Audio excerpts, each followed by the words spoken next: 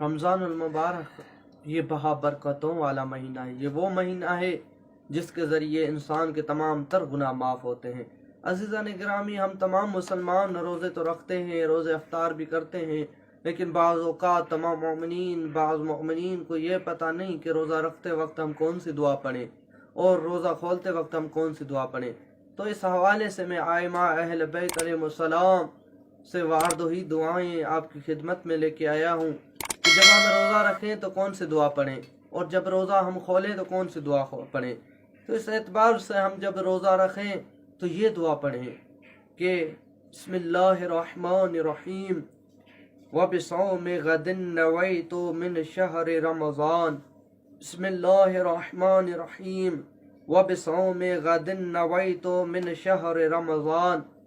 ترجمہ ہے، اے میرے کریم اللہ، یہ جو رمضان المبارک کا روزہ ہے آج میں رکھ رہا ہوں، اپنی بارگاہ ربوبیت میں قبول فرما۔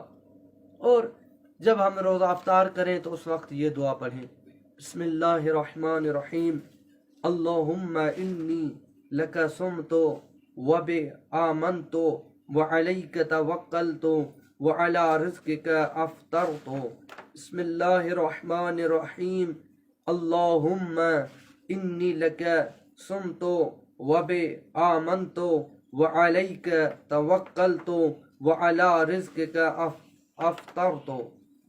اے میرے کریم اللہ، میں تیری خاطر یہ رمضان کا روزہ رکھ رہا ہوں اور میں آپ پر ہی ایمان لایا ہوں۔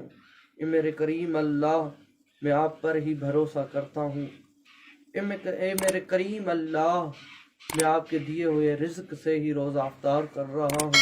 میرے کریم اللہ، میرا روزہ قبول فرما۔ عزیزان گرامی، یہ مختصر دعائیں ہیں، البتہ ان کے فوائد، ان کے اسباب بہت اعلیٰ ہیں، جس کے ذریعے سے انسان کے گناہ معاف ہوتے ہیں، جن کے ذریعے سے انسان کو نجات ملتی ہے۔ کوشش کیا کریں، یہ رمضان عام رمضان نہیں ہے، اس رمضان کے صدقے میں اللہ رب العزت کو راضی کیا کریں۔ وہ اللہ جو مالک الملک اللہ ہے، وہ اللہ جو خالق اکبر اللہ ہے۔